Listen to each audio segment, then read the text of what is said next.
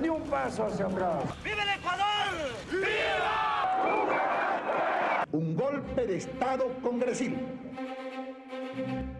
Sí, hubo. El gobierno de Rodrigo Borja Ceballos estuvo marcado por el primer levantamiento indígena en el país, producto de una fuerte demanda de reforma agraria, legalización de tierras, acceso al agua, educación bilingüe, entre otras. ¡Levantamiento indígena!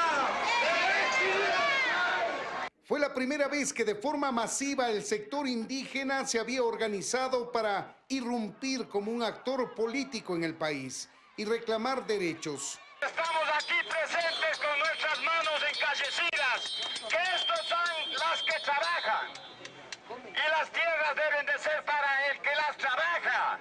Caotizando durante 4 días el Ecuador con la toma de carreteras, varios edificios públicos, algunas haciendas y una iglesia. El debilitado y casi extinguido Alfaro Vive Carajo entró en un proceso de negociación con el gobierno de Borja, que terminó con la entrega simbólica de las armas y su incorporación a la vida política del país. La disputa territorial con el Perú estaba siempre presente con escaramuzas que se producían en fechas cercanas al 29 de enero, cuando el Ecuador firmó bajo presión el Protocolo de Río de Janeiro en 1942. El presidente Rodrigo Borja entonces elaboró una nueva posición del Ecuador que hasta el momento desconocía el Protocolo de Río de Janeiro y propuso el arbitraje papal, opción que nunca aceptó el Perú.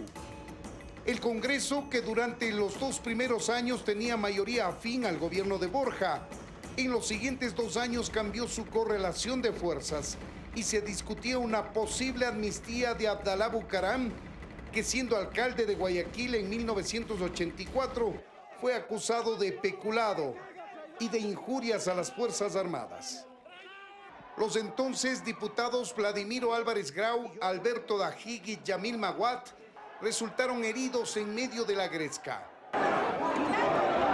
El 10 de agosto de 1992 fue elegido presidente el arquitecto Sixto Durán Ballén y el economista Alberto Dajig como vicepresidente.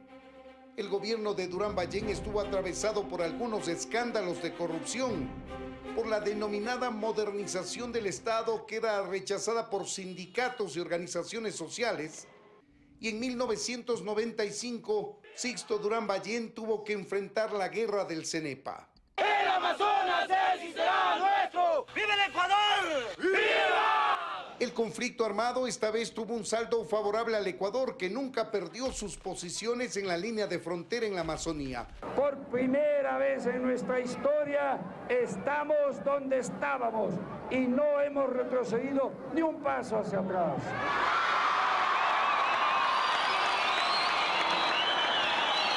Aunque se lamentó la muerte de 33 soldados ecuatorianos y cerca de 500 peruanos.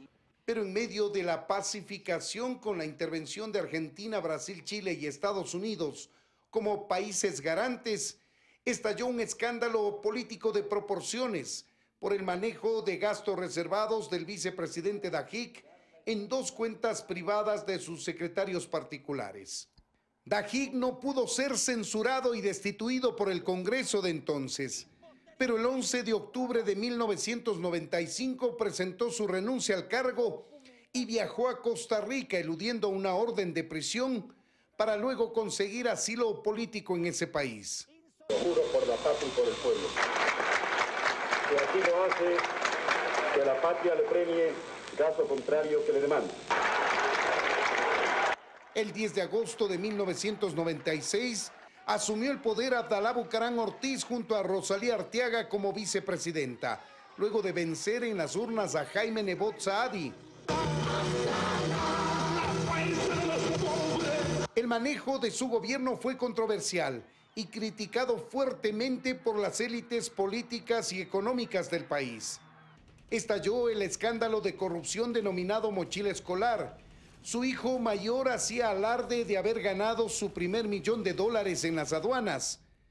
Y solo 7 meses después, tras intensas manifestaciones callejeras, especialmente en Quito, que rechazaba el anuncio de la eliminación del subsidio al gas, Abdalá Bucaram fue destituido por el Congreso Nacional el 7 de febrero de 1997, aduciendo una supuesta incapacidad mental. El Congreso, constitucionalmente y apegado a la ley, tendrá que resolverlo y las Fuerzas Armadas tendrán que acatar la decisión del Congreso Nacional. A quienes intentan originar un golpe de Estado congresil que no lo ampara ninguna ley de la República. Así se inició un largo periodo de inestabilidad política en el país, con la caída sucesiva de varios presidentes. La vicepresidenta Rosalía Arteaga asumió el poder por un día, pero fue impedida de gobernar por las fuerzas políticas del Congreso, que argumentaron un vacío en la Constitución para la sucesión presidencial. Fabián Alarcón Rivera. Y esa misma mayoría congresil eligió como presidente interino a Fabián Alarcón Rivera el 11 de febrero de 1997. Así lo hace, que la patria le premie. Caso contrario. Para legitimarse en el cargo, Alarcón 3 meses después realizó una consulta popular que además proponía la realización de una nueva asamblea constituyente que se instaló en diciembre del mismo año bajo la presidencia del exmandatario Osvaldo Hurtado. Con nueva constitución, el 10 de agosto de 1998 fue posesionado en el cargo Yamil Maguadwit, que contó inicialmente con un gran apoyo político y de sectores económicos fuertes del país. En Quito, Freddy Paredes, 24 horas.